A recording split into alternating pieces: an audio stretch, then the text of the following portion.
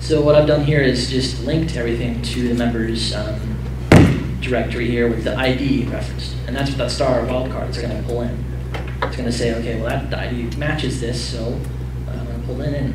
And we have 2 links here. We have, as you see at the bottom of the screen, the link at the bottom it says 2, and then this one says 1. So I'm going to go to 1. I've added in templates to this one. So this one's going to be very easy, because I'm just going to make another members template called member detail. And then I'm going to add this, but this time I'm going to make it H1. I don't need the link, because you're already on the page. And then I'm going to maybe put a little bit more information like the website URL. And again, I'm not, and again, I'm not putting any extra work into the figuring out what if it's empty or not. I can do that very easily with display helpers or some other code I'll show you here in a second.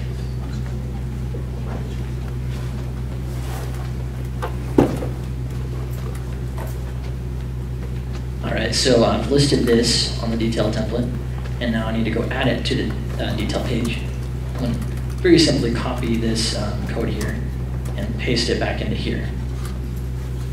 All right, now there's a lot more validation you can do. You can check to see if this ID exists, and I'm not going to go into that complex stuff because I don't think you need to worry about that yet, since I'm pretty much introducing you to this. So I'm going to use the ID here, and the ID is going to equal, and I'm hoping I remember that function correctly. I don't need to find records because it already knows the ID. And then, instead of member listing, I'm going to put member detail. So I'm going to save changes. And now it knows the ID, and it knows I entered the wrong WordPress function for PODS. We have a codex here that you can definitely contribute to if you are a developer, and you can post questions in the forum and ask anything you might want to ask, and we'll try to put it into the codex for other people as well. So I'm going to use the function reference here for developers, and it was PODS URL variable. What did I enter here? PODS URL available.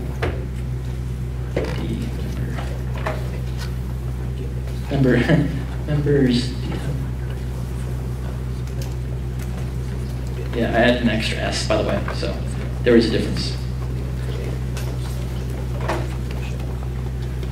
All right, so there's my detail. There's my name. There's my Twitter account. There's my website. So I now just listed this member on the Gifted WordPress website.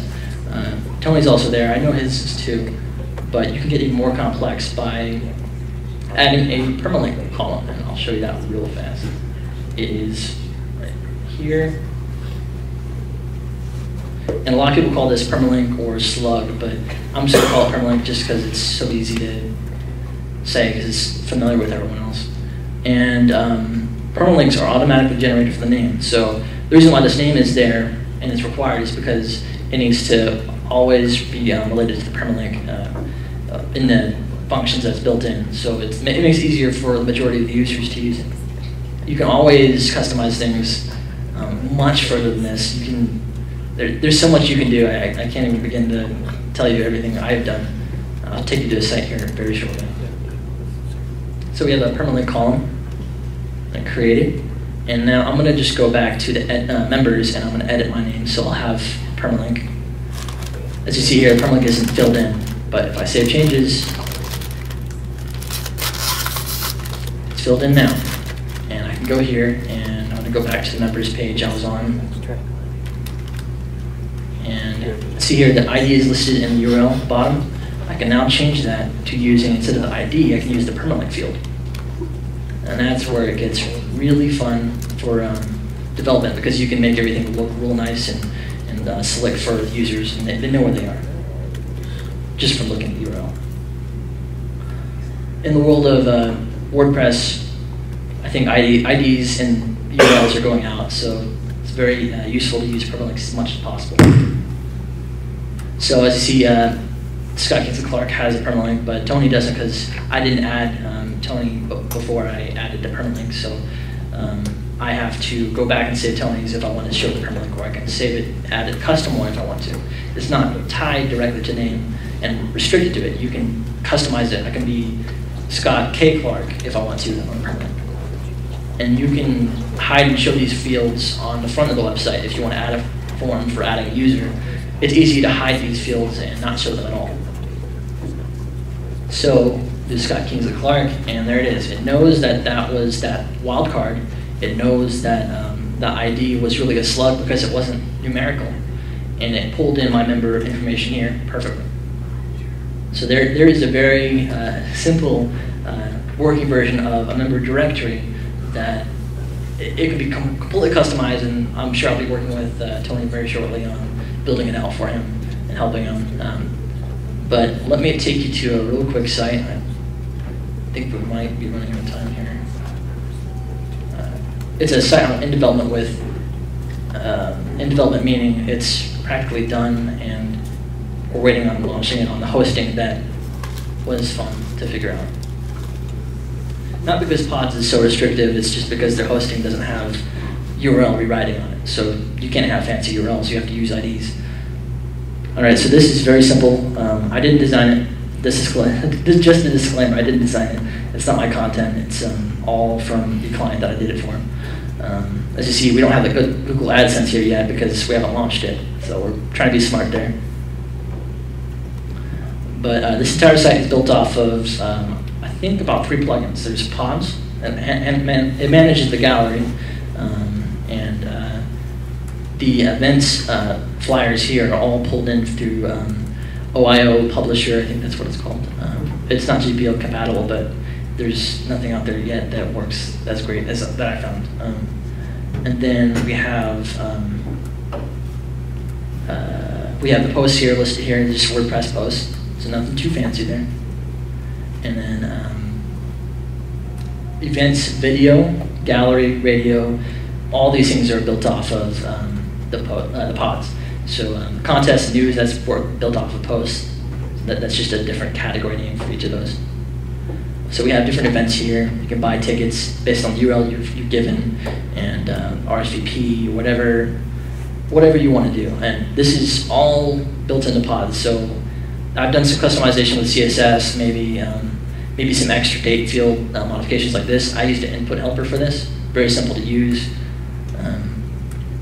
But everything here is, I didn't have to go into PODS and say, do something different. No, this is all built into PODS. So I don't have to do any extra work. I do the enhancements. I don't have to go back and change things. So just a really quick example of a really great working site. Done a lot of work on it the last couple months, but if you guys have any questions, I'd like to open up the floor to questions about PODS, maybe future information about releases, or questions about what we've ran over in the presentation.